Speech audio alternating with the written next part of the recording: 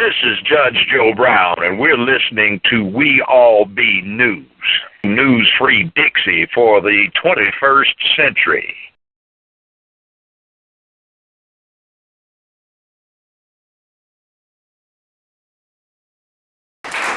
Last but certainly not least is Mr. Kirk Whalum. In a career spanning decades, Mr. Whalum has a sound that is uniquely his. It is a sound that leaves an indelible imprint on the listener. After moving to Los Angeles, Mr. Whalum became an in-demand session player for top artists like Barbra Streisand, A.L.L, Luther Vandross, Larry Carlton, Quincy Jones, and most notably Whitney Houston, amongst many others. It is his saxophone we hear on the mega hit, I Will Always Love You. He also has a passion to educate young, aspiring musicians and is currently engaged as a music professor at Visible Music College in his hometown of Memphis, Tennessee. Mr. Whalum is the recipient of numerous awards and acknowledgments for his musical excellence, including 3 Dove Award nominations, an NAACP Image Award nomination, and 2 Stellar Awards of gospel music's highest honor. A 12-time Grammy nominee, Mr. Whalum won his first Grammy Award in 2011 for Best Gospel Song, It's What I Do, featuring Layla Hathaway, alongside lifelong friend and gifted songwriter, Jerry Peters. We are so pleased to have you. Thank you for joining us tonight.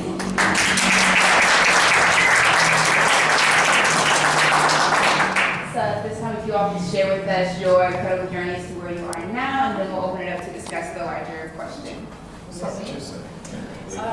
My journey where I'm at. You really don't. I really don't. Hello, everybody. How are you? Good to have everybody out today.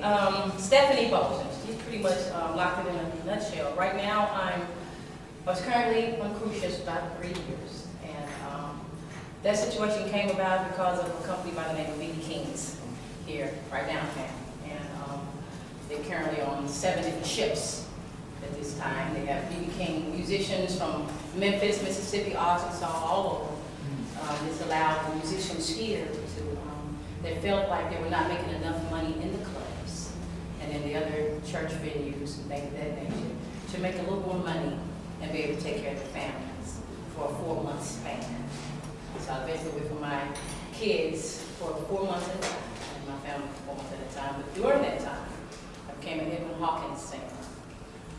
Edwin came here, saw me sing, and so from there, currently, I have 2 songs on their new album that is going to be released, probably another year or so. So God has been blessing beyond measure. It was a struggle getting to where He places me now. I know we're going higher, but to give you a little bit of that, the music industry is not an easy situation. It's not something that you can say one day that you want to do and then the next day you in. It's a grind. It's a moment. It's being there at the right time. Sometimes it's knowing the right people. Fortunately for me, I've been blessed to be around people that were in the industry and are still in it right now, such as Angie Stone and Howard Hewitt, and even Luther, Mr. Vandross. Being around these caliber of people by singing background. There's a lot of background. A lot of times background will bring you to the forefront. Okay, because you got to start somewhere. If you're not able to follow, you cannot lead. That goes with any walk of life.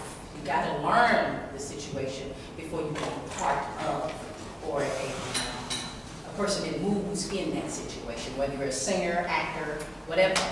You got to learn your place in your gift. We're not on the same, what they say is level to this. Yes, there are levels. You know what I'm talking about. So it's definitely levels. I started as a child. My mom was behind me singing in church, and we went on to college, and we went on to black plays, and you're not always going to be the star in the situation. Because sometimes you're not ready to be the star. You have to be the second person in line, or the third or the fourth, or the person that's working the lights. Whatever it is He's placing you in, be that and be the best in it, wherever you're at. Never take the situation that you're being put in for granted, in other words. So from there on, by doing that, I started touring with Angie and moved to Atlanta, started working with Outkast and all these different people in Atlanta. And before I finish, one thing I do want from Memphis, and what I did see in A.L.L, is that they are behind each other. They support each other. I really thought I was gonna get a deal, man, off top, but it's levels. They gonna take care of their own before they get to somebody that's not from there. Fela knew it, and Jazzy Faye now. All of us know this, and we have to grind our way. There's mixtapes, getting Facebook if you're in this business, getting Instagram, getting Twitter. I don't even tweet, but I got a Twitter. You know what I'm saying? But it takes these things. This is what it's for. You know, people use it for other things to downgrade people, but use it for your benefit, to make you. I'm still working. I got a single coming out next month. I got 2 Facebook playlists. I got 2 Instagrams. One is my fan, one is my family. I can't intertwine the 2. You feel what I'm saying? So it's like you gotta find your niche and know what you gotta do. But it is levels. You got to know what to do for the particular craft that you have. You have to start in the little plays in order to get to the big plays. You see, you have to. Some people start in church to get to Broadway. So you gotta start somewhere. And I was fortunate enough to have places like this. And when I was coming up, we had clubs that we could practice in and get our craft together. Unfortunately, it's getting there. But we got to work at it and really want it. So where my career is now is because of what I did in the past to get here. And you got to put yourself out there. So what they said, to get a friend, you got to show yourself friendly. That's what we got to do as artists.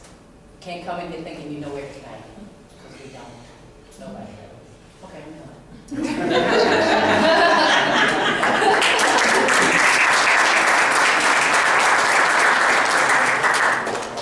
All right, so I'll be succinct. And Caprisky, when Tony Horn comes in, I'm sorry, I'm working a little bit. Can you let him know that his cell phone is on my desk? Thank you. I'm sorry, guys, I just had to do that. All right, because he's coming in. Tony, your phone is on my desk. All right. Okay, so I had to do. So I started out actually as a playwright. I wrote plays and produced them wherever I could. College, theater, in a firehouse. I had a store once called Threads, and I turned Threads into a theater at night. I pawned things, I washed cars, I did whatever I had to do to have my work produced. I wrote letters to people like who I am today, saying, will you do my work? Will you read my work? And no one ever responded to me. And so I said, well, I'm going to do it myself. Hattie came about with my founding board chair, this guy named Michael Attn, who told me that Memphis had been trying to have a black repertory for many years. And to make a long story short, he said, I think you can do it. We went back and forth for almost a month on whether or not Hattie should be a nonprofit or a for-profit. The difference is that all of the holdings, everything that this theater earns flows back into this theater as opposed to going to my pocket or the pocket of shareholders. A theater cannot exist as a for-profit. There's absolutely no way. Our budget to run this organization is around $1.2 million. We get from tickets around $140,000. There's no way we could have built this being a for-profit organization. So we had to become a nonprofit organization. When I opened this organization as an artist, but for it to actually change, I had to stop being an artist and become a businessman. And that's when some of you all might have seen that transformation. I had these long dreadlocks, I wore my see-through shirts, I smelled like Julie, I had my bangles up my arms. And before you knew it, the hair was cut, shirts were gone, jewelry was gone, patchouli turned in for Burberry, and I'm wearing suits and bow ties. But the truth of the matter is, I discovered that corporations, foundations, and donors truly would not support an artist, because an artist would not know how to manage funds. An artist would put art first before business. Now this had an adverse effect that some of you all, many of you all probably have never seen. And that was, for probably the first 9 years of Hattie New's existence, I put business before theater. And so I was very much about being cheap. She was in a place, she was like, oh, I see you don't still turn on the air, huh? This man over here, he was an understudy for our very first show. And so actors were always like, man, he's cheap. You know, he won't do this, he won't do that. And I was frugal. And somebody said, you know, I just seen that couch in 6 plays. Well, that's the skirt that so-and-so wore in that. The reason for all of that is I had to show that I could leverage out dollars and that I could raise dollars. I had to prove at the expense of art that business was more important. And so not until this year did Hattie New hire anybody in the arts. We have 16 full-time people. Most of those people, before around, I think 14 or 13 of those people are all on the business side. And now we just are bringing in a production manager, technical director, an a production stage manager. Because now I can sit back and I can say, now let's focus on the art. Because the corporations and the foundations and donors see that, okay, he can manage money, he's going to do exactly what he said he's going to do with the money. There was one corporation that gave us $250,000. They have the capacity to give us $10 million. And if you all noticed, it took 18 months for us to raise the $4.3 million to build this building. But it took me less than 4 months to raise the $750,000 to build our annex. And that's mainly because they say, now this guy's going to do what he says he's going to do, and it's going to benefit the community. So in short, my path first has been about self-determination, saying if you're not going to produce my play, I'm going to produce it myself. Second, it was about sacrifice, doing what I have to do, not only for myself, but for the community, meaning completely going 180, changing my appearance, changing my philosophy, but not changing my core. Sometimes, in all honesty, I feel like the spook who sat next to the door. I've been in meetings, I've been at dinners where I had to listen to things that I would have gotten up and punched somebody in the nose for saying around 12 or 15 years ago. But one of the maxims I live by is, do you want to make a difference or do you want to make a point? And many of us want to make a point. We want to tell the person off. We want to walk out. We want to do this, want to do that, and we would have lost the opportunity to make a difference. And so I really find myself now in business saying I have to make a difference. And in the difference, the point is being made. We're sitting in a black theater, 1 of 4 in the country. Yes. The point is made. And so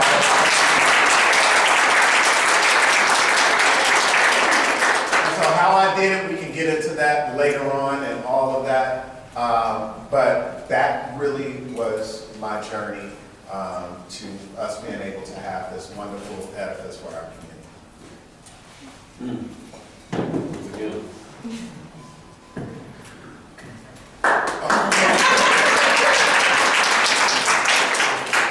Respect.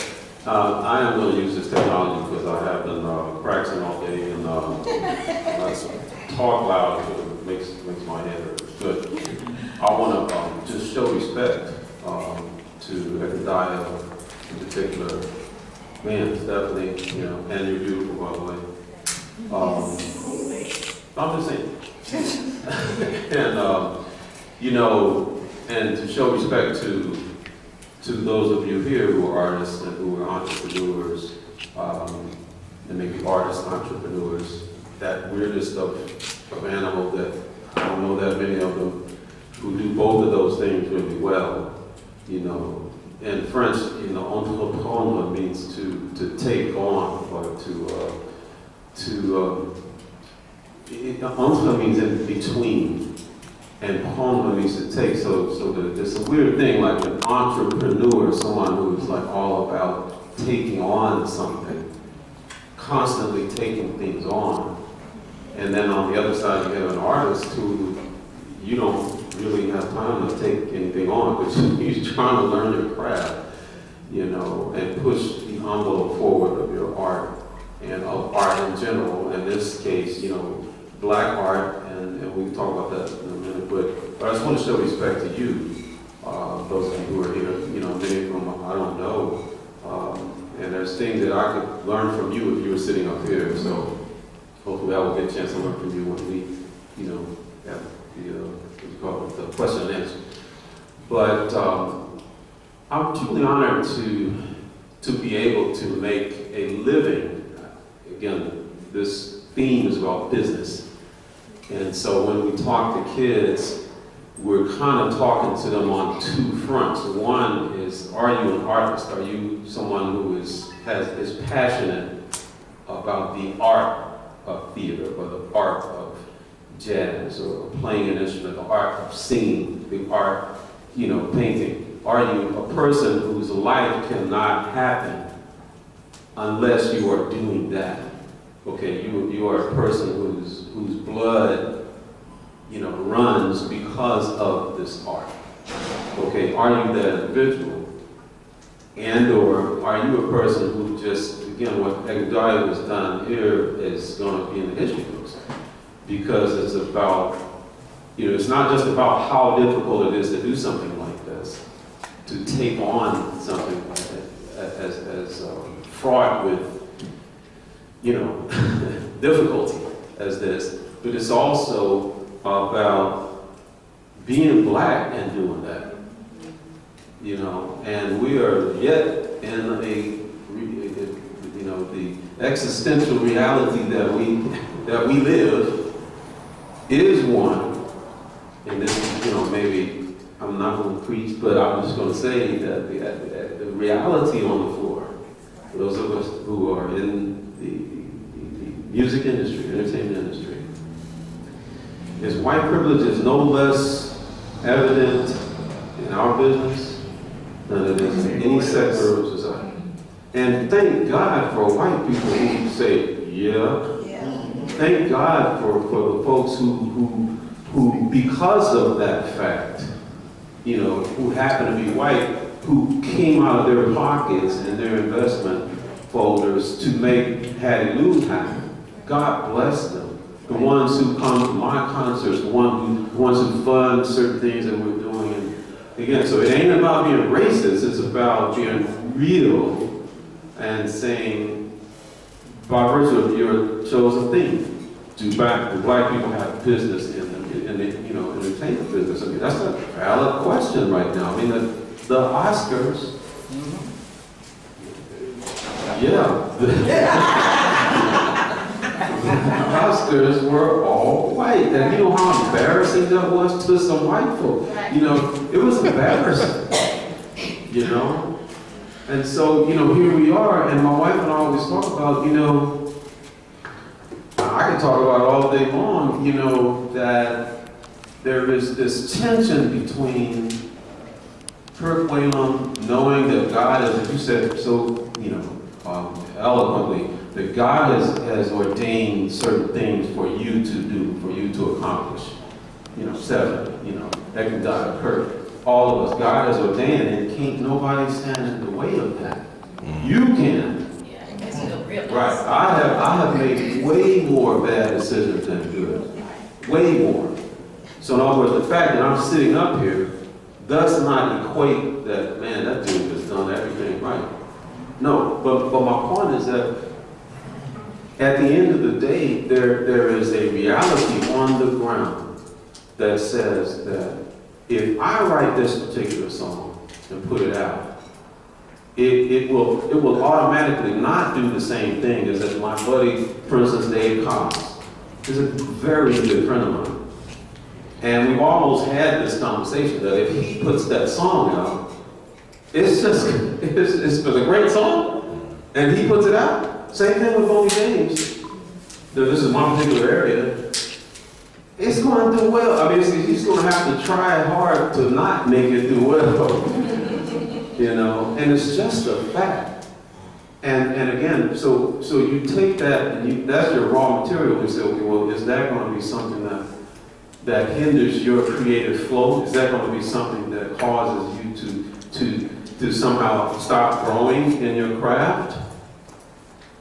Is that something that's going to make you discouraged to a point where you would never mind? Is it going to make you bitter towards those people who happen to be white? And again, they were born into what we call white privilege, and you got to give some love to them and say they didn't have anything to do with that.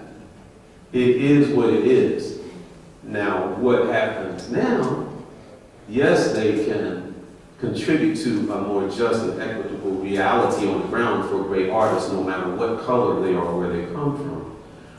But it's important, I think, for us to be honest. I think honesty is the fertile soil out of which a new reality can happen in the arts, where everybody has what we call equality of outcome, as opposed to, again, equality of access. People talk about, well, everybody's got access to the same thing.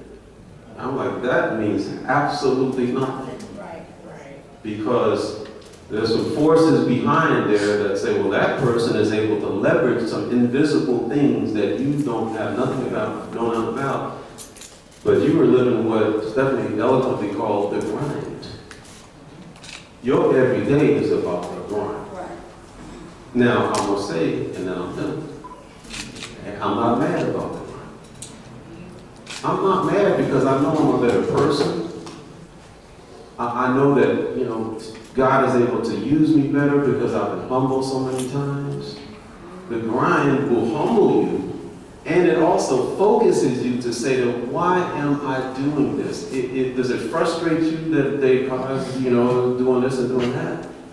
Or can you allow that to be, and you stay in your lane and do what you do and continue to get better and better and better and better and better? I mean, to me, that is life for me, to know that I'm growing. So, yeah, white privilege is a big part of this. And it's not just in this theater, it's not just in this industry, it's all over our culture, and guess what? It's all over the world. And yeah, so what are you going to do?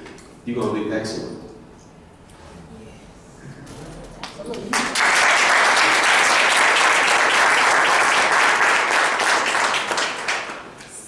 Now we're going to open it up to a dialogue between our panelists and our growing community audience. Wow, hello.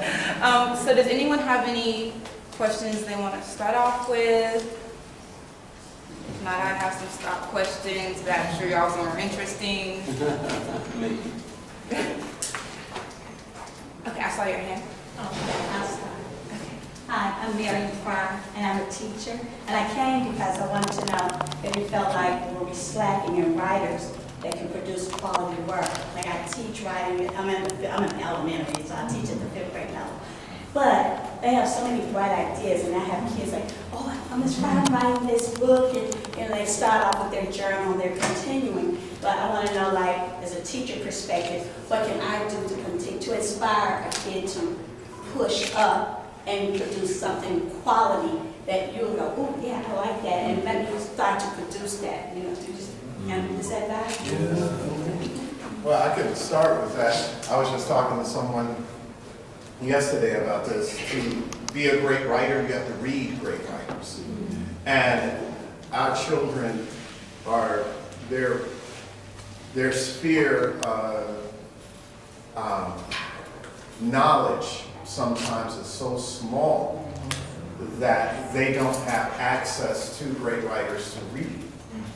You know, does a black boy grow up knowing the name William Faulkner? Does a white girl grow up knowing the name Toni Morrison? It's never too young for them just to know the name to spark the curiosity.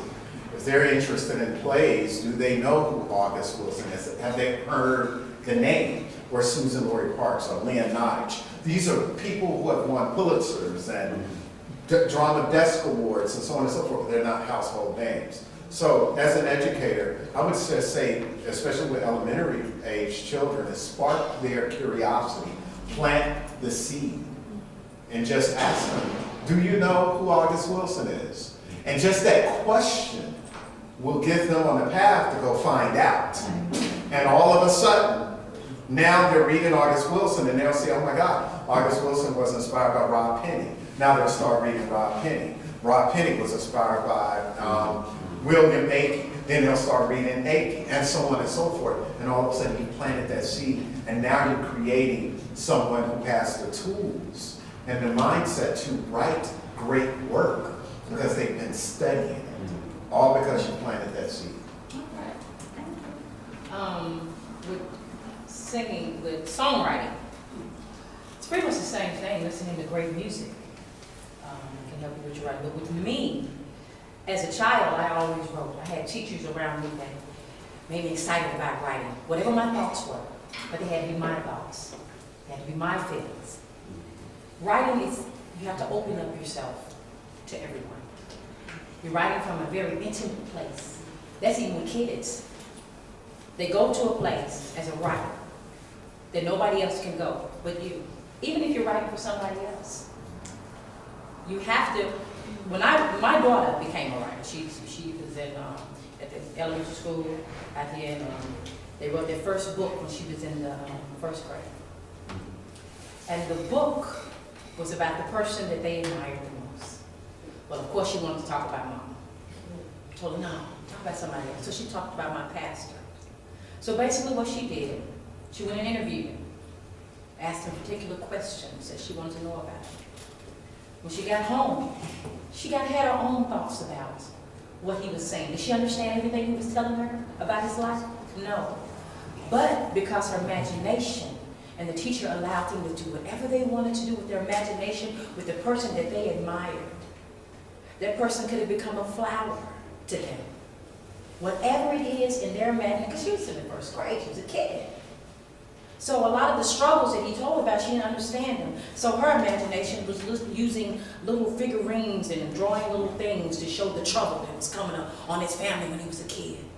So teachers such as yourself and the teachers that she had allowed her to use her imagination. And that went on to songwriting for her.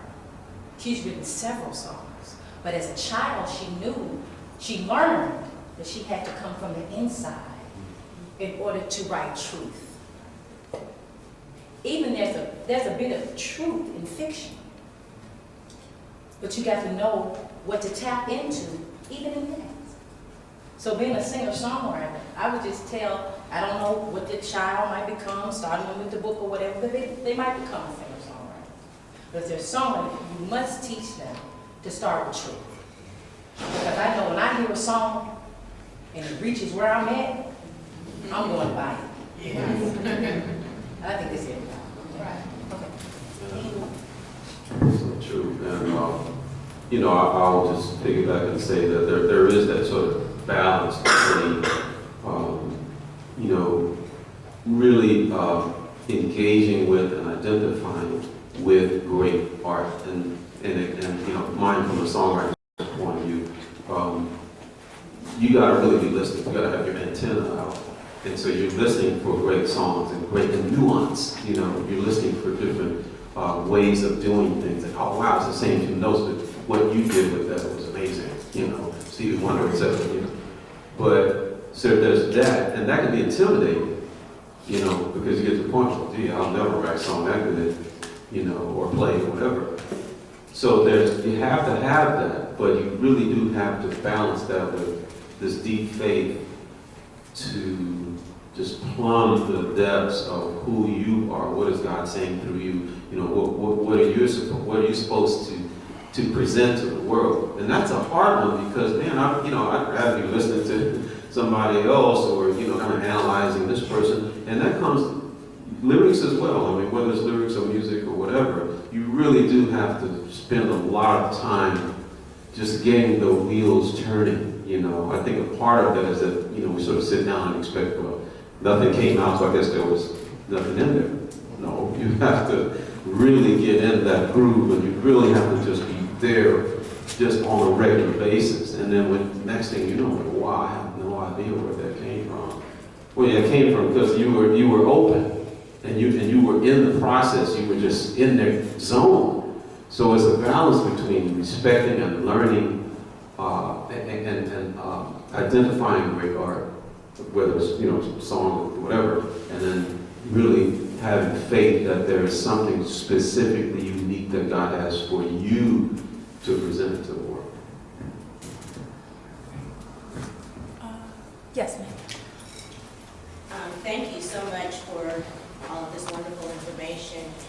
I have a question that just kind of takes it to a micro level. So if you have an organization or a band and you're trying to get gigs at local clubs, how do you deal with contracts? Because some of the smaller club owners may or may not want to deal with contracts. Do you always go strictly with contracts? And then the other question is, at what point do you find an agent, and how do you find a good agent? And then take it to the next level in terms of recording. I know so many people are able to, in this digital world, record on their own, but, of course, being in a studio with great talent and great equipment is always a plus. So how do you go to the next level and reach out to those places? And they may or may not be here in Memphis, they may be in other places. So whatever you can enlighten us with that. Thank you. Get your money's worth. Maybe we take one of those areas. My back is hurt a little bit. But I will say that just starting with the contract thing and say that that was one of the frustrating, it still remains a frustrating area for me. So I'm a very approachable person. It's just my personality, and I love people. And so, people say, hey, call me and say, hey, can you do so-and-so?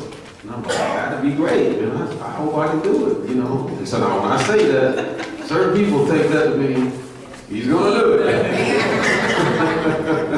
And so then when I call my manager, I've been with now for, over 20 years, and I have him call the person there, all of a sudden they freeze up and they're like, well, no, I just want to talk to him. And so there is that, again, speaking of tension, and the idea that tension and paradox, these concepts, faith, that the life of an artist, the life of an entertainer, the life of an entrepreneur is a life of faith. I don't care if you are a person of faith or not. A friend of mine is George Bohan, and he plays the trombone. As he says, a piece of plumbing. He said, man, he's 70 now. He said, man, I've been holding this piece of plumbing for 50-something years. I've sent 4 kids through college and got a nice house and, asked me how that happened. My soul looks back and wonders. I'm holding some plumbing, But because at the end of the day, where the next $1 million that comes into this theater for the works that A.L.L is doing, he probably doesn't know where this will come from yet. But he's out there putting the word out. Okay? So again, God just causes it to be. The scripture said, behold, it does not yet appear what we shall be. Right? It's just the way it is. I mean, when you say I'm in the entertainment industry, right off the bat, it's a different life. Right? Then it comes to rubber meeting the road, and that one of those areas is contracts. And so there's always going to be that push and pull. But you have to go into that scenario knowing your value, realistically. Realistically. I'm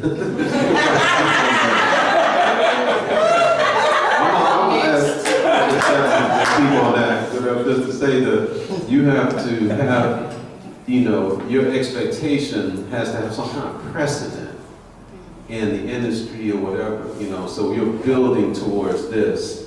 You're a big fish maybe in this little pond here, so you can command this, but you can't ask for that, right? But the contract is a must, and they can wiggle around that idea, but you gotta insist that, listen, this is business.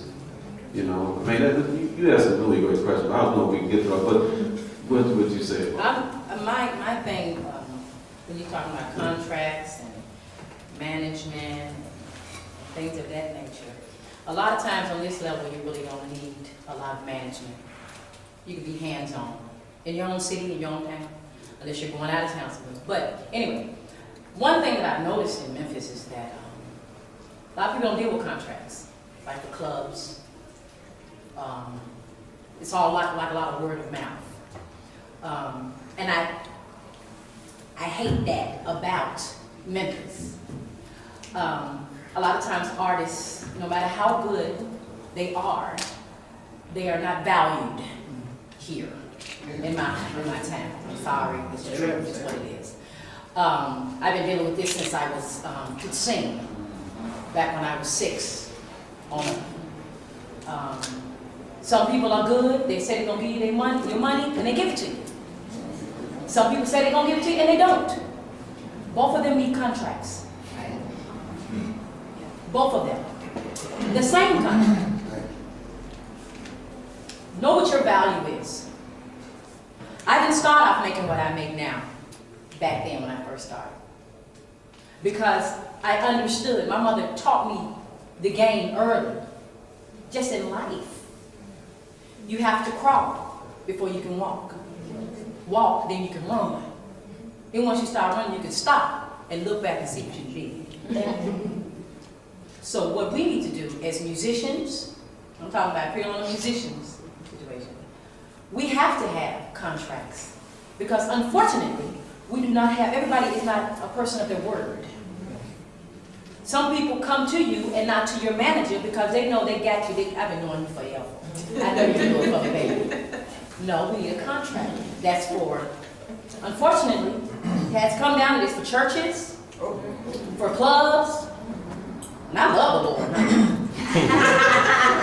God said my gift will make room for me. Okay. So if you tell me that you're going to pay me this, I expect that. Whether I'm in the church, in a club, and then we as artists have to stop going in here without covering ourselves. A lot of things that happen with artists is because of us and what we're willing to just deal with. We don't have a union. Do we have a union here? Well, we have a union. They just don't do anything. Okay, don't do anything. Right. I was a part of that. But anyway, we have to find a place in the music industry here in Memphis. I don't know about nobody else in the city, but here in Memphis, a lot of us don't know the business. We're not business minded. We just want it. And that ain't how you get it. You got to grind. I started grinding when I was in elementary. My mama had me grinding. Some people don't have that kind of support, but that's okay. Once you find out what it is you want to do in this industry, whether it's acting, singing, songwriting, working lights, you have to find out from ground up. You can't expect to get what I make, and you just start. And unfortunately, a lot of our young musicians are doing that. They think they're supposed to get this because they are the fag at the time. There's always somebody else coming behind you. So cover yourself. We as musicians in Memphis need a better union so that we can stop undercutting each other. Right. And we got a lot of that. Contracts have to be, even if you get your own contract made up, it ain't got to be big. It doesn't have to be big. But it needs to be specific to what you're doing. This is how long I'm going to sing. This is how much money I'm supposed to get paid. This is what time it starts. This is what time I'm starting. This is what time I'm going to be done. Because people will keep you there all night long. You come on at the end of the program. You know what I'm saying? We have to, as musicians and artists, start covering ourselves. And contracts, whether it's an individual contract or group contract, you have to cover yourself. Have your own contract. Have your own stipulation, what you're going to do, what you want to do. I had to learn how to make up my own rider. Right. Because see, a person can't pull nothing over you that you already know. So you got to study to show yourself approved. Go in there and Google, how do I do a contract? Google, what do people really get paid when they do this? Baby, it's out there. The information is out there for people, parents that got youth coming up. It's out there. Come on. I was gonna say, also know the resources that are available here in town. As a musician, you have Memphis Slim House, which I'm sorry, Ed, don't get, you know. But there is a Memphis Slim House, which if you're a member of Slim House, you only have to be a member to retrieve this information. They have sample contracts that you can look at, and they have the information that explains to you what the difference is between if you're going to play a show, you're either doing, you've got a guarantee, you're going to get the door, or you're going to do a split with the venue. That explains all of those areas and which is in your best interest if you're starting out or wherever you are in your career. So there are resources that are available in the community, but a lot of people don't know about them. But once you start talking and going into things like this, then you hear, oh wait, there's something over here that I can do, or these people over here seem to have something going on, and that's the connection piece, the piece that takes everybody out of their own little silo where they exist with a bunch of people that may not even know what's going on into talking to other people. But I had a question. Stay here. Don't get me started. Okay, I was having this conversation with someone today, and unfortunately it was a Facebook conversation. But they were, you know, Facebook can go either way. But they were commenting on the need for people to act, to do things, and to not talk so much about it, but to, you know, to have action. And as we were discussing that, you know, one of the things that really hit me is people often don't know how to act. They don't know what to do. If you are not in a specific, like at the things that you deal with on a day-to-day basis, running a theater, I don't have any idea. You know, some things I do know, but in actuality, I don't do it, so I don't really know what you do, what your challenges really are. And fortunately, since I know all of you, what, you know, Stephanie, what you're dealing with as far as promoting yourself and putting yourself in the limelight, and then Kirk, how you're trying to juggle everything and still be a part of this community and integrate it into the community. People don't understand that. And so one of the things that I really thought about is how do we simplify it? It's easy for things to get complicated. You know, she asked a question on contracts, and that could turn into an hour-long discussion about contracts, you know, pluses, minuses, or whatever. How do we simplify the plight of the artist and artistic vision and that call to that, and also the Black experience within it? How do we simplify that to people in order to empower them to be more helpful, to be more, you know, it's like I heard someone say the other day, well, in a restaurant, or somebody's poor, they just go get a job. Oh, yeah, they just go get a job. Why did they apply for some jobs? They really had no clue of the challenges that someone was facing if they didn't have resources, if they didn't have clothing, if they had never been on a job interview. All those things didn't even come to mind. So how do we empower the company production company in town I had a conversation with that has, their staff is completely, all 12 of them, white males. And my question was, how do y'all work up in here with just y'all? You know, you're missing out on something. And they honestly couldn't figure out how. They're like, no, we're looking for people. We've sent out things, we've asked people to come for interviews, we're not having any luck. You know, how do you make it easier for them to act, to do something? I think part, and I'll be brief here, you can write a manual, but some of the stuff comes down to character. I mean, based on my business acumen, yeah, I can get a lot done, but the foundation of my business acumen is my humility. Right. When I opened Hattie Doo, I went to Jackie Nichols. I sat up under Jackie Nichols. I went to Debbie Litch. I went to, you know, Dorothy Pugh and I are close. We have lunch every month. But arrogance is the biggest turnoff. So if you can have a book and that tell people step 1, step 2, step 3, step 4, but if there's arrogance, if there's a sense of entitlement, if there's a sense of I cut bread better than you, it doesn't matter how you follow those steps, they will not succeed. So, I mean, at some point, for me, it has to start with character. Do you have the character to follow the steps? Then, if you have the character to follow the steps, it's as easy as humbling yourself, calling the person you need to mentor you and saying, help me. So, I mean, outside of there actually being a manual, this deal would not have happened if not for Jackie Memphis. He fought us a lot. You know, white community fought us a lot. But at the end of the day, he still was a resource for me. And I was humble enough to listen to him and smart enough to know what to throw in the garbage and what to keep. So it starts with character. I want to just, I'm bulging this, so as long as I sit, my back hurts. I'm sorry. That is so profound because I think I got a revelation the other day in the shower.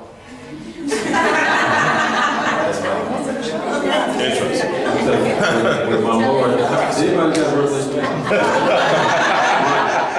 With my lower back issue, what I do is, first of all, I stay active, stretching, and walking clothes. And I have one of those inversion tables and things like that. But one of the things I do is I take a cold shower. Right?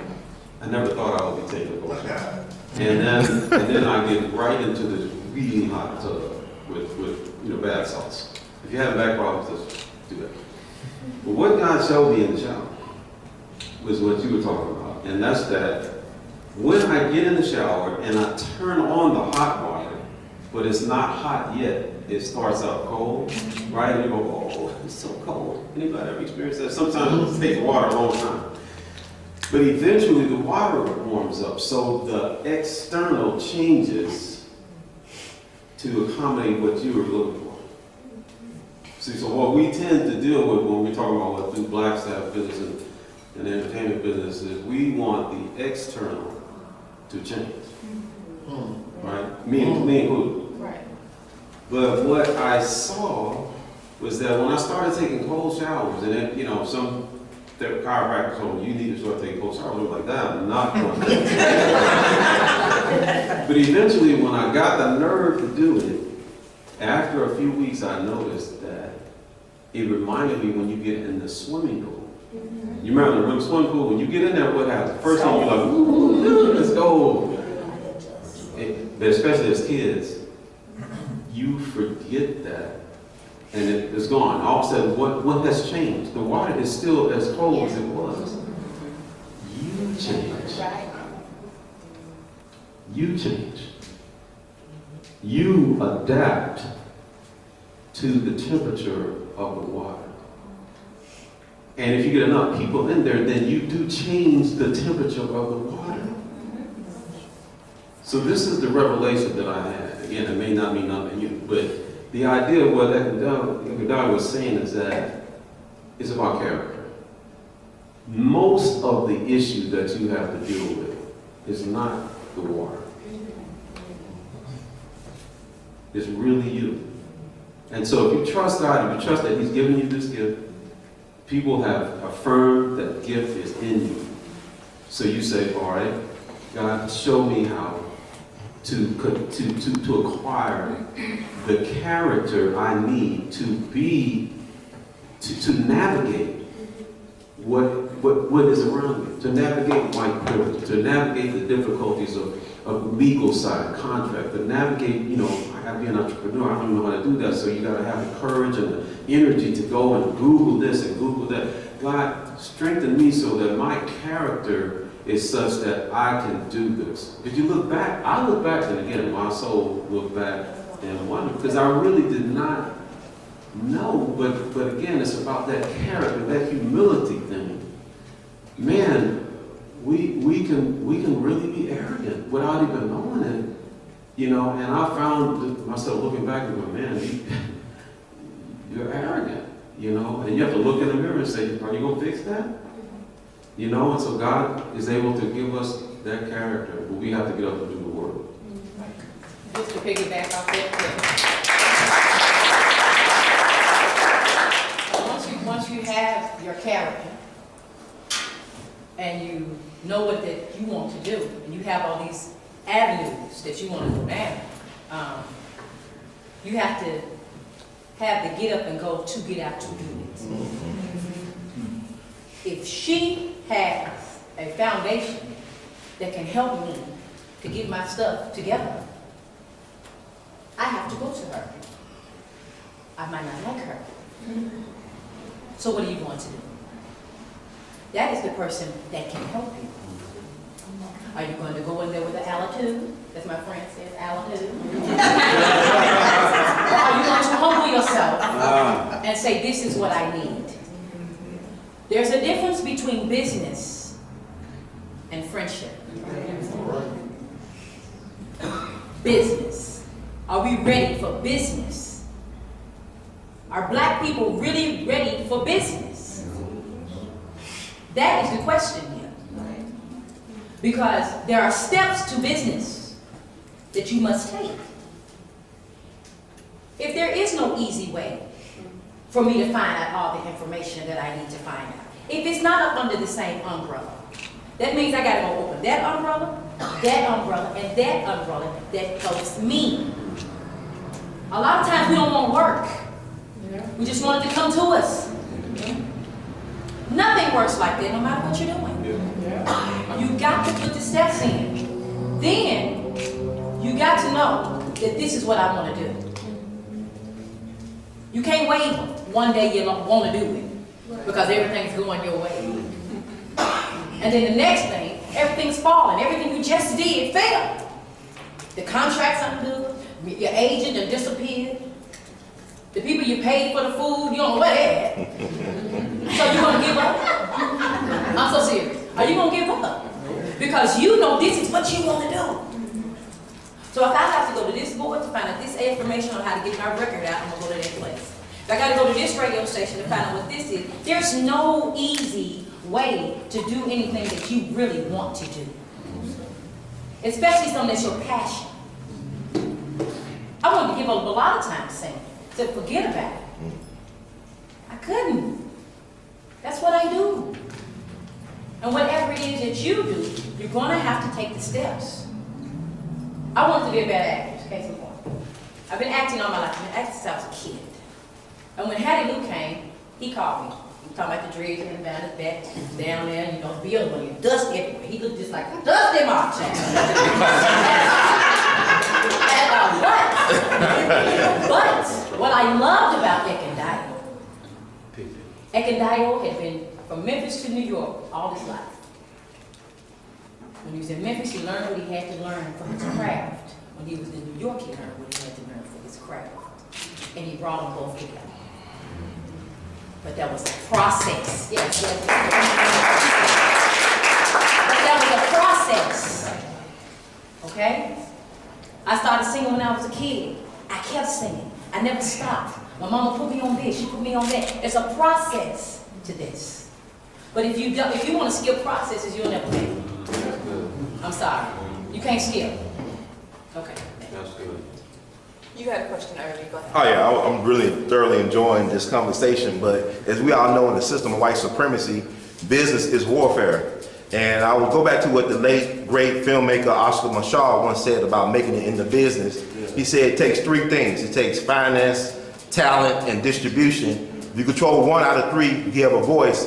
If you control 2 out of 3, you have a voice. Oh, force, you're a force. Excuse me. And my thing is this, I'm concerned, because you know we just lost Prince, of course, and people talk about his fight to try to gain control of his masters. You lost Michael Jackson, tried to try and control his masters. You go back even to Otis Redding. I talked to the old timers from Stags. They said he was murdered because he controlled his publishing at the time. Same thing with Sam Cooke. So is there a fear from black folks getting too big in the business? Because you go back a couple years ago when Death Row, when Rap-A-Lot, when Murder Inc. tried to control their distribution of their intellectual property, they all caught cases at the same time, doing what the white boys did, doing what the Bronfman family did, Universal did, you know, Seagrams. They all did the same thing, but like Lucky Luciano said, behind every great wealth, there's a great crime. So is it a fear for black artists to get too big for their britches, or black folks in period in this system of white supremacy? We talked about white privilege, but a system of white supremacy. And Brother Whalum, I've been chasing you for 2 years, man, chasing the ghost. But I want to give you this award, just the Jimmy Lunsford Legacy Award, dedicated for a lifetime of excellence in music and music education. I know your family have a great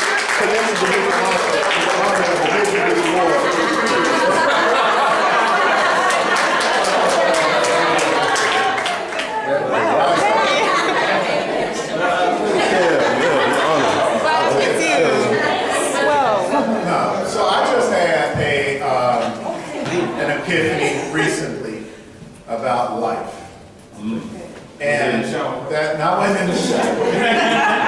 But to make a long story short, we oftentimes think that our life is a moment. We think that we're born, we achieve, and then we die. Especially black people. I mean, there is a such thing as blood memory, coming all the way from the time of enslavement to now. And we do remember what our ancestors have endured. But with us thinking of our lives as a moment, we become individuals. And an individual, some individuals can create and establish great things within their allotted time, but many of us can't. Many of us need others, a chain, a lineage to achieve those things. So for blacks, if we could stop thinking of our lives as a moment, but as a movement. We look at the civil rights movement. Was it really a movement or was it a moment? I mean, because now you have the Black Lives Matter movement. What's going to be the next one? So these are things that are actually moments that are being confused as movements. If it was a legitimate movement, the Black Lives Matter would learn from the civil rights movement. The civil rights movement would have learned from the Niagara movement, and so on and so forth, and we would be further along. And so in that, I think we as black people need to learn from those who came before us and prepare those who are coming after us. So we had Michael, we had Prince, we had Otis Redding. Otis Redding came before Michael and Prince, so evidently they didn't learn from Otis. Right. Maybe it was that arrogance, that I'm brilliant, it won't happen to me. But if we understand that my life is causing a trade wind that will go behind the lives that come after me, everything that I'm doing is only creating momentum for the next people. And if they understand that all they're doing is causing momentum, then we will have a movement. So in short, to answer your question, the only reason we should fear is if we're stupid to keep doing the same thing. But if we truly learn from the tricks, then we'll get ahead. We don't have to make the mistakes. That's why they made them for us. Right. Exactly. Our ancestors say, look, there's a hole up there. And we fall into it because we don't want to listen. We don't want to listen. They really preach. And it's like saying, knowing the value of your art, right? We as black people, we have influenced the world from day one. We will continue to do that. It's inevitable. But we cheapen ourselves because we don't stand up for our art. It's more than just entertaining. It's educating for the future generations.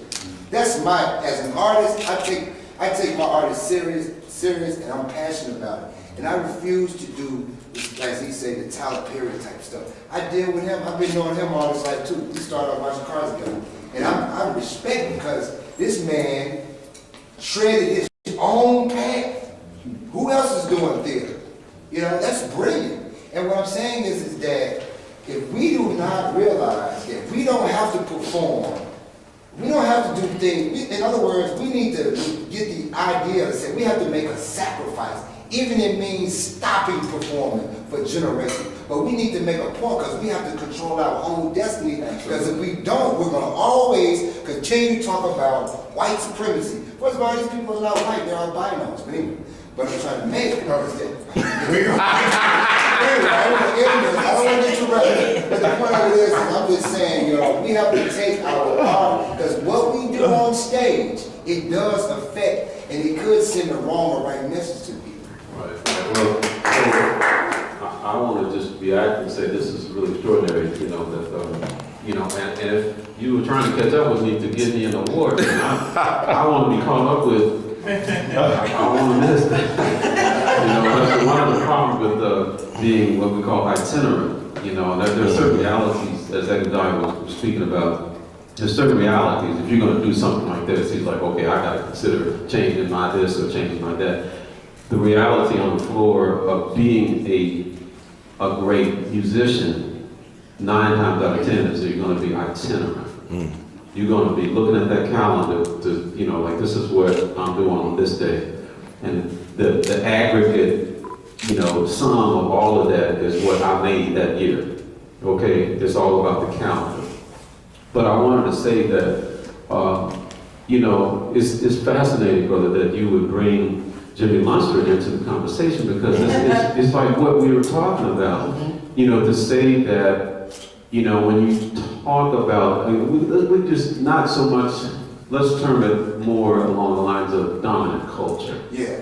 Okay, because then it's really not a color thing. It has to do with, hey, well, then more of these people, and, you know, we spend time in South Africa and you see, you know, like the inverse of that.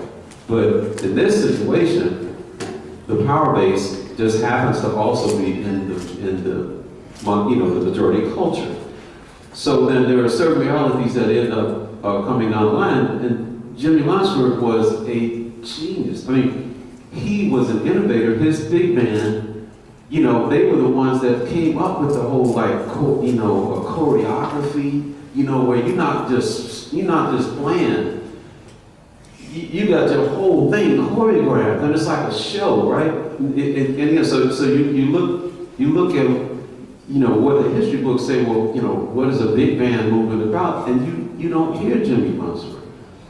You hear they'll name you 10 white big band leaders, Benny Goodman, Tommy Dorsey, and they go down the line, and you say, there it is. That's precisely what we're talking about right now. Whether it's the Oscars, whether it's the hip hop awards.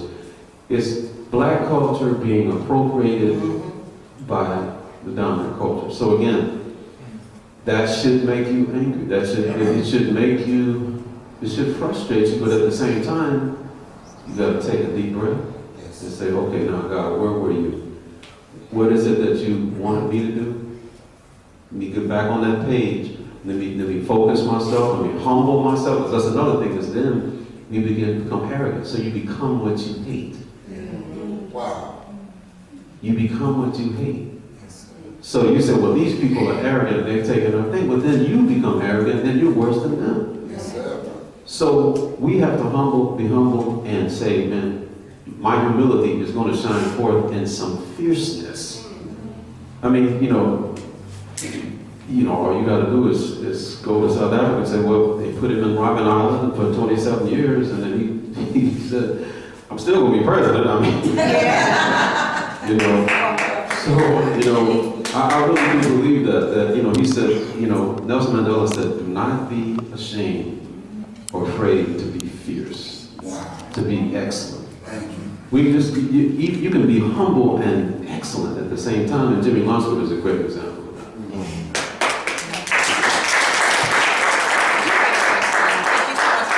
Yeah, I got more of a question than a statement. All three of y'all have made really great points. I admire each one of you all for what you've done. But there's also another point that's really not being discussed is ownership here, especially in Memphis. Great. You know, I've been doing events in some form or fashion or another for over 20 years here in Memphis. They can diagnose my sister. I'm not the artistic end, she's the artistic one, but I've done more of the organizing and the business side of it. I've done parties, live music events, Carlos Strong, Kill, Real Graves, and some of them do use contracts. I say that, you know, a lot of them do use contracts. And I probably have done events at least in 40 venues here in Memphis and worked with at least 75 artists. But we don't own anything in Memphis, and that is a direct correlation to what the artists get paid, what artist shows up in the building. So we have to work on, and that's why I definitely commend this brother right here, you know, hands down. We have to work on ownership in Memphis, especially our artists who are starting off and they want to get the name out there, they want to get the experience. We want to play at some good venues. We have a lack of good venues here in Memphis, and we have a lack of black ownership also. Yes. So, second part, and this may be directed towards you, Ndayo. How do we grow more ownership in Memphis, not just the buildings, but our processes also.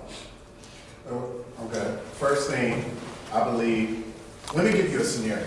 Let me talk in the form of an actual real-life parable that could happen. No, that actually happened. So, when Hattie opened, there was this brother named Charlie Jiggers. He played under FedEx. Yeah, I mean, Charlie. Charlie Jiggers was a manager at FedEx, 18 years on the job, a few more years to retire. Had always had this dream of acting and never acted a day in his life. Met me at a coffee house across the street from Hattie on Marshall, Ketzel, and said, I want to act. We sat down, we talked, he auditioned, he got to play. He loved it. He said, it's a great experience, I want to do more. And so he said, if I really wanted to take this seriously, what should I do? And I said, well, you need to be in a Shakespeare, you need to be in this, you need to be in this, boom, boom, boom, boom, boom. He did all of those. Quit his job before retiring, moved out to California, out to L.A. I ran into him in the airport probably 3 weeks ago, and he has his own production company now. This is a guy who, again, had this career at FedEx, left that career, pimped his dream. That's what it is. He pimped his dream. If you want to own, first thing you have to do is understand that you as an individual are a product. Who's going to invest in your product? If you look at yourself as an individual, I am a person, know me because of where I'm from and my name and how I dress and so on and so forth, that's surface. Everybody has a car. Everybody eats. Everybody has a suit. Everybody has a house. So that makes you, you're not different. How are you different as a product? And then once you understand, I'm a product. That's why I'm the chair of the Memphis Branding Initiative, the chair of the Office of Youth Services, and all of these other things. Not because of who I am, but because of what I am. And I am a person who generates. I generate art, I generate culture, I generate an audience, I generate excellence. The things that I do is what they see. Therefore, they invest in those things. Not so much Akandaya. So if we as black people want to own more, first we have to see ourselves as a product. What do we have that's different from the person sitting next to me? Then if we need capital, who has the capital? After we know the person name on here, J.W. and Kathy Gibson. Right? J.W. and Kathy Gibson had the capital that I need to leverage for this building. I sat down with J.W. and said, I need you. What do you need? I need $1 million. Then I found out what he needed. What did he need? Legacy. His name is on a building. Once you understand what the person sitting across the table from you need, you balance your need with their need, make certain that your product matches with their product, then you work together. The city has all of these derelict buildings all over the place. The mayor don't want to keep them. City council don't want to keep them. We were just talking about this, were we not? No, nobody wants to keep them. How can you get one? You go get one, but then what are you going to do with it? All you got to do is go to the city councilman whose district that's in. That city councilman wants to have a bill or resolution with their name on it that makes them shine, that's going to help them be reelected. How can you help them get reelected? Give me this building, I will get you reelected. Because of what I do in this building. So it's all about looking at yourself as a product. I mean, it's not really just discounting yourself. It's what it is. It's the culture. It's capitalism. Yes. We're capitalists. So we as black people, we need to, first off, quit thinking we're entitled. We're not owed anything. Oh man, free. How can we bring value? You know, how can we bring value to something? And then what is going to, and then how are you going to add that trade win? They would not have built this. The city gave us $1.5 million and so on and so forth. They wouldn't have built this if this was only about Akandaya. This is helping so many other people. And so we have to think about legacy. So that's my 2 cents. And I just want to say one thing on that. Me about to become a business owner. With 99 Cent Soul Food Express, it's going to be going on downtown 401 Main Street.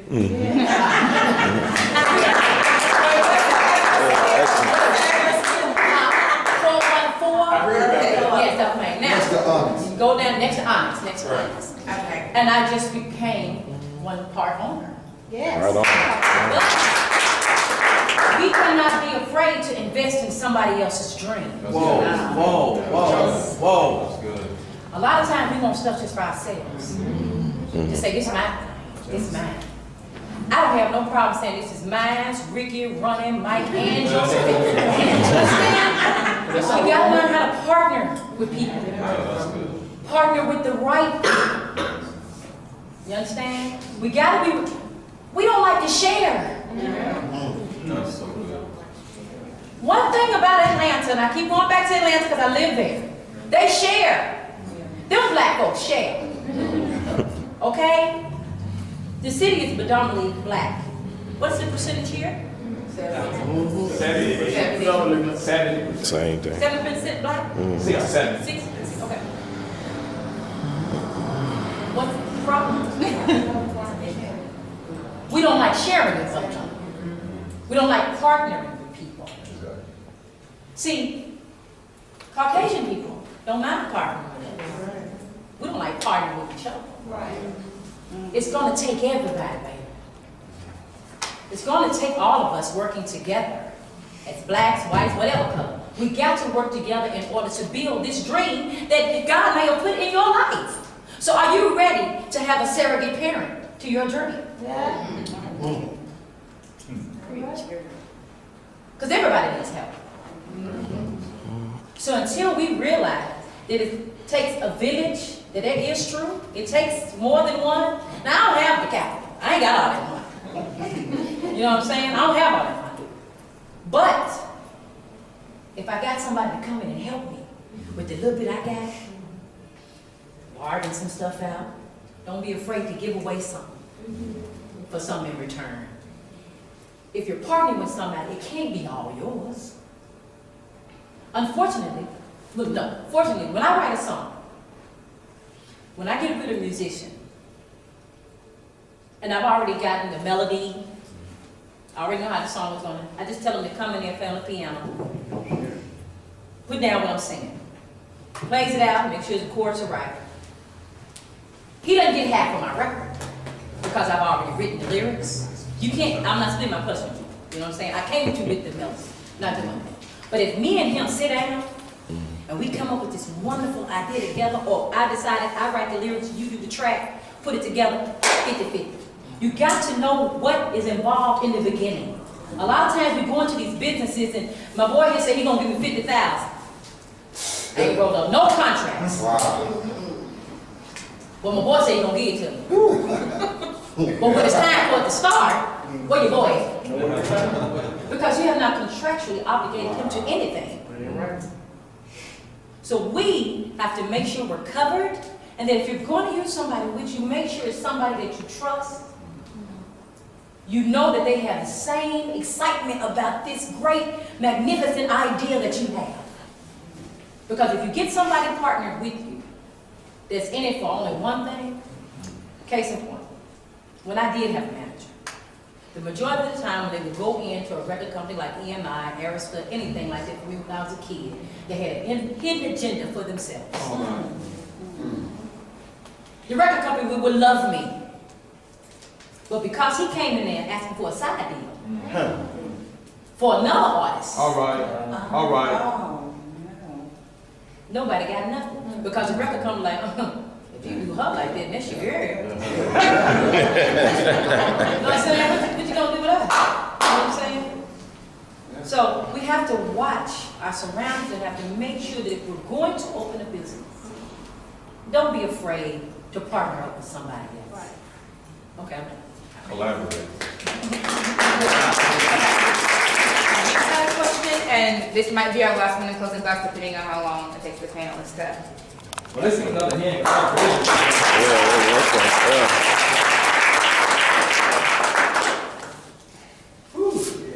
can get the Holy Ghost if that wasn't glass.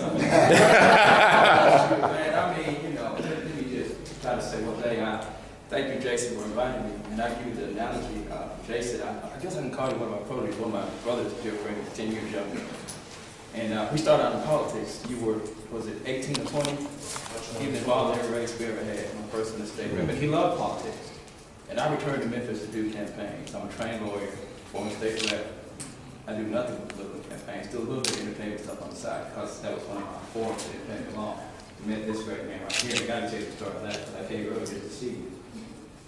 3 things. One, and I got this is old advice, at 57 years old. You got to dance with the one who brought you. I know it's disturbing, but you got to do that. But one thing Jason did, go to his Facebook, Jason Farmer, you're not involved in anything, almost nothing political. Am I saying it right? I mean, it's okay to strip your name. Because there's not a lot of money in it, at least at this time. Everything's about time. 2, I noticed your entire flair, and I told him this, I had to admit it to him that day. I said, Jason, I go to your Facebook to plan. I have 7 clients, and John would say, if they're running for office, I represent them. We go to the conference, we have the Hillary Clinton campaign. We do their schedule, even on a national level. It's my passion, but it doesn't pay well. Am I saying it right? But sometimes you got to follow your passion. You did it, because you couldn't go anywhere. You still, I don't know why you still hanging out in Memphis, because this is one of probably 2 of the top saxophones in the world, not the United States, in the world. So Jason took that whole thing with, I call it the entertainment complex. If you were military, it'd be the industrial military complex. And took it to another level with Leadership Memphis, but he kept in mind the business aspect. So now you have Jason Farmer and Associates. You tied in everything, Lynn Sittler with the, whatever that is, and commercials and all that. One thing, and I'm going to get to my question, but one thing that I see that our people, I have to say this, I feel like I'm talking to the crime commission. They all have an audit to come in, and this will be white and this will be black. If we're talking about crime, we can send the white folk to the house. Y'all ain't hearing me? Because we know, even based on what happened this weekend, it's black on black crime. And when I saw the article in the Facebook, there are a number of blacks in business. 3 things that I'm running into, no matter what it is we don't understand business. I just wish, I love your question about the contracts. Now, I guess I'm a solid lawyer. I hadn't practiced in years, praise the Lord. I'll tell you what Mr. Carlton Peck would say. He was Johnny Parker in Nashville. I would rather have a murder case job than have to put a contract together for a rapper. Am I saying it right? Am I saying it right? We don't understand business, and I work with everybody from 3 6 Mafia to Yo Gotti. I would ask that question, and back to your question. Go back and look at Michael Jackson, how he managed his money. The real money didn't come in until he was dead. Right. It's a real thing now, because he can have you and you and you. And Prince will be the same, am I right about that? He did much better than Michael. Yeah. But it was Oprah who told Bill Cosby, you signed every check. Because he was on the brink of bankruptcy. But Oprah signed every check, but should have still what you said. I was at a meeting, was it almost a year ago? Well, this was in office, and he walks in, we from my name had all the who's who can, the Hazel boards, the architects, the contractors, and everything. And he walks in, and just by surprise, Lipscomb sitting at the end of the table, I'm right next to him, he said, we're trying to do a major project in Whitehaven. And I'm sure you all have heard about the South End Mall, the Opera, and South Brook Mall. With all the law, with all the training in politics, with all the training in community awareness and capacity, this man walks in the damn room and says, why don't y'all look at a South? And then he put the concept together. You want to tell him about it, because that's the only reason I'm here, just to be real. Jason, I appreciate the invite. Because I'm about money, I'm about anything. Grandmother says that romance without violence is not happiness. It's ignorant every day of the week. So I want you to tell us before I leave, before they leave, that whole concept was he started talking, even Lipscomb started getting uncomfortable. He said, this is what you said, I remember. This is what you said. You said Bertrand Thompson. Said the whole damn class is in trouble. He said, can you all raise a $250,000 endowment every year? That's what you said, didn't it? He said, because if you could take South End Mall and South Brook Mall with your demographics, Ms. Jackson. With white Hispanic demographic, which by the way, is a high per capita income for African Americans. And you don't hear me as far as Chicago. Graceland is the most visited community other than the White House. And get this, which is why I'm mad at Jack Soap, y'all see tomorrow? They took what you said, I heard you say it, Kirk. They took branding. They said we didn't build a hotel for 23 years after Elvis is dead because we first had, it took them 23 years to brand Elvis Presley. But Tyler Perry sold his house in 24 months because he used his name that he was Tyler Perry. Wow. And Michael Jordan still can't sell his. Right. Somebody's not listening to me. So tell me about this branding and tell me how to get from that step A to step 1. I'll go back to the question about the lawyer. I would never advise a client, whether it's a Sunday school choir, not to hire a lawyer. I get calls every day and I haven't practiced for 20 years, they say. Wow. And they go like this when people get arrested. Who should I hire? And if somebody really close to me, I have to sit down and think about it. It depends on your type of case, but you know what it really depends on?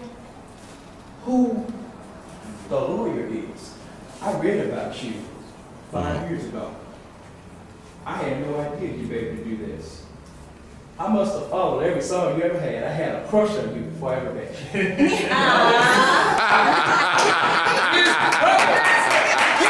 brother, a lot of people don't know this, but right, Kirk? Is a lawyer. But his passion was to serve the Lord. And he's taken it to such a high level that they have an offering on their church for somewhere between 5 and 10 million from the country. You don't hear me, because he took the business aspect. And what I think we need, because I hear everybody say what we need is more of these, and to bring, because let me talk about this community and sit down. You have more rappers here. You know, you hire more rappers than people that have potential, people that have cash, but let me tell you what they do with it. They squander it. He did a study, the black lawyers. The average client who hits the lottery today for $10 million, how long will it take him to squander it, young lady? Off top of your head. 2 years. Say that again. 2 years. 1 year. 1 year. Now I just said, how much was the amount? $10 million. Now I gave you $10 million. And we would get Hattie Lou South.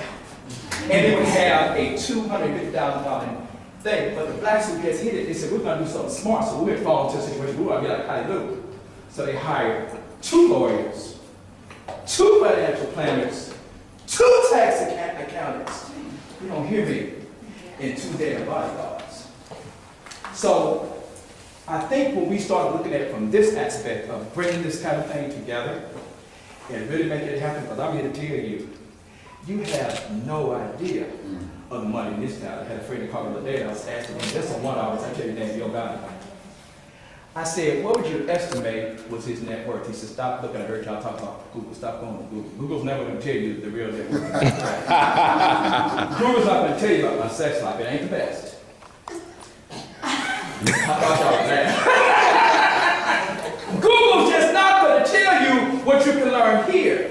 I didn't learn more here in an hour and a half than I probably did in all the legal symposiums. You know, old folks say that I can show you better than I can tell you.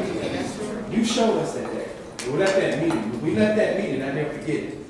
He said, if it's last thing I do, and I see you doing it, you're going to change the black economic dollars in Memphis and Sheriff County. How do you do that?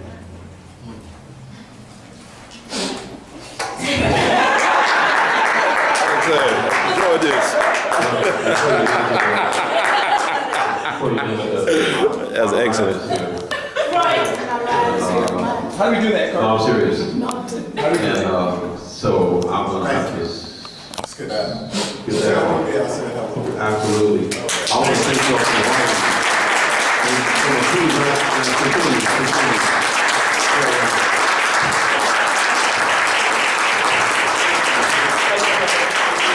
Yes, sir. Thank you. Hey, Tom. All right. So to make it long, it's going to be a short story. And actually, this has nothing to do with what you all think it's going to have to do with. And you're right. My focus, and Cynthia knows this too, is economic Preach. here in the city. So you all may have heard of the chairman's circle of the chamber, which I'm a member of. You all might have heard of Memphis Tomorrow, which I'm a member of. So Shay Flynn, who is the chairman of the chairman's circle, and I were meeting a couple of weeks ago. And this was an idea I brought up to Lipscomb around 2 years ago. Amen. And I said, we need to have a black country club. Whoa. And Shay was like, why? And I said, well, I've gone to speak at 4. And there are only 2 black members between those 4. Quit it, man. And the last time I was out at the Hunt and Polo Club, I bet you a lot of y'all don't even know we have a Hunt and Polo Club in our city. I was out at the Hunt and Polo Club and I was having lunch and I was walking out and I saw these 4 individuals, white members of course, talking.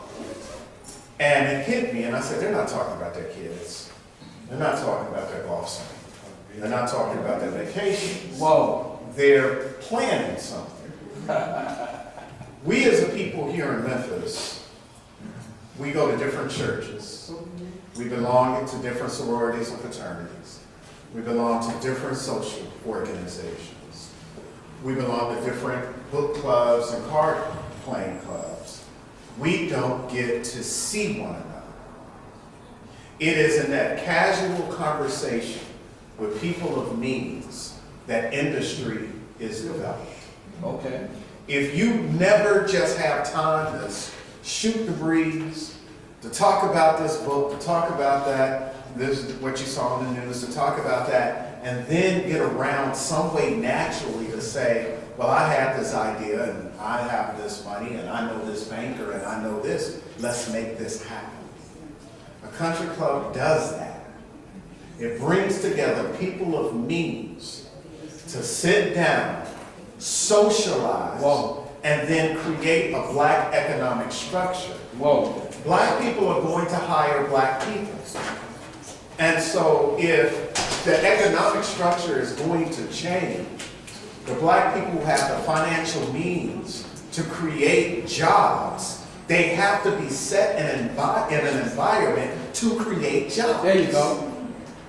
And so a lot of the stuff, and my cast, we call ourselves a cast here instead of a staff, they see me and they look at my calendar. I'm in here probably 5% of the time, if that's right, Chris. Most of my day is meeting. And a lot of those meetings have nothing to do with Attn, but everything to do with Attn. Whoa. So when I'm going to an MBI meeting or I'm on the board of the Memphis Convention and Visitors Bureau and I'm on this and I'm on that, what I'm doing is I'm changing the environment in which Hattie can thrive. And the only way Hattie was going to thrive, there's my daughter right there in the black. Break your hand, Hattie. So, her name and her sister's name is on this building. God help me if I die and this building is collapsing and falling in disrepair with my children's name on it. So the only way that I can make certain that she and her children leave with the legacy that I've made for them is to change the entire ecosystem of this city. So a lot of what I do has nothing to do with plays, has nothing to do with Hattieville, has everything to do with black wealth. Because black wealth is what's going to sustain Hattieville theater for the future. And to do that, so I'm on these boards that a lot of people can't get on. So how can we do it? Hang out in a coffee shop and talk every now and then. See what develops. Have dinner regularly. See what comes out of it. That's how business is formed. What Microsoft was founded in a garage. Because of 2 guys sitting around shooting the shit. All right. So what happens if we start doing that? What can we do? It takes 20 nickels to make $1. We got 20 people in here with a nickel in their pocket. And so it's the same thing on the macrocosmic level. If you truly want to create black wealth, first off, we have to understand we have to do it. My sermon right down to the people on the commission, at the chamber and so on and so forth, is this city is a heavy wagon and there's one horse pulling it and that horse is white. If you want this wagon to get any further, you've got to hook up the black and the brown horse. So again, it's leveraging. It is showing Shay Flynn and the chamber and Phil Tyranny that if you don't hook up this black horse, this city isn't going anywhere. It's in their own best interest. Remember, you're a product. I love it. And so they're looking at me as a product, and I'm saying I can help hook up the black horse, which means I need more black people graduating from poor to middle class, more people from the middle class graduating from middle class to affluent, more people graduating from affluent to gentry. That's the way it has to happen. And so that's what I'm doing to help. Appreciate that. Appreciate that. And nobody really knows that. So. Do you have any remarks? Say it again. Did you have a remark to his question? No, he pretty much, F pretty much covered it. I mean. Well, let me give you her closing remark. Let me tell you what her closing remark is. So she came to me, the Stephanie Bolton, Hattie who wasn't open, said I wanted to be a part of this. Hattie Lou just started paying actors 2 years ago. Is that right, Mary? Yes. 2 years ago? Yes. All right, so for 8 years, we didn't pay. So for 8 years, we didn't pay because we're a community theater. This is the Stephanie Bolton, who did 2 shows for us for nothing. Yes. Whoa. We worked together and tried concert, tried this and tried that. Her closing statement is, we were sitting back in my office with Kirk, and she said, Eck, I'm releasing this. No, we were still with you, Mary. And she said, Eck, I'm releasing my single and I want to do it here. And I said, of course, let's check the calendar. Because she gave. All right. Because she had this larger-than-life personality and came to Hattie Lou and helped build and so on and so forth. Shame on me if I deny her anything. And that's how we have to get together, guys. Shame on me. And so I'm the same way. Mary Pruitt back there, you know, Frank Johnson. But in closing, even Sylvia Ford Brown here, who if you sit on these benches, there and there, paid and had these benches for Hattie Lou. You know, and let me see C.J. Harris, that point you out to. But the thing with her is she is this larger-than-life personality. She has a great talent, but she also has a great heart, and she believes in not just herself, but she believes in others. And that's something that is very special about Stephanie Bolton.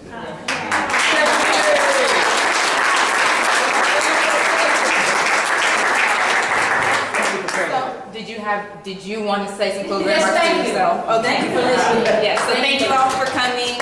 This concludes the panel discussion. Yay! What's your name? Brittany. Brittany. Before you leave. Oh, nice to meet you. Yeah.